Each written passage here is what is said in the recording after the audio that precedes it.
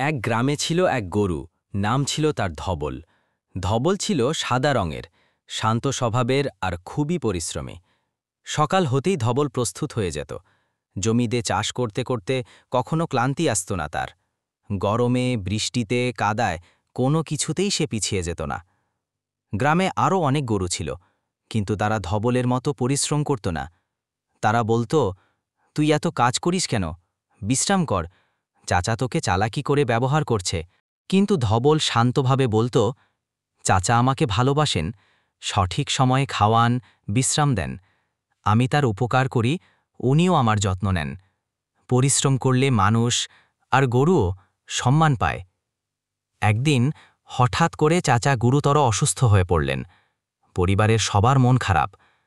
তখন ধবল নিজে থেকেই নিজের গাড়ি নিয়ে গ্রামের হাকিম সাহেবকে আনতে গেল। দূরত্ব অনেক, রাস্তা কঠিন, কিন্তু ধবল থামল না। সে বুঝেছিল এখন তার সাহায্যই সবচেয়ে দরকার। হাকিম সাহেব এসে সময়মতো চিকিৎসা দিলেন।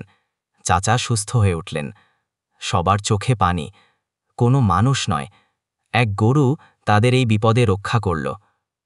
সেই দিন থেকে গ্রামের সবাই ধবলকে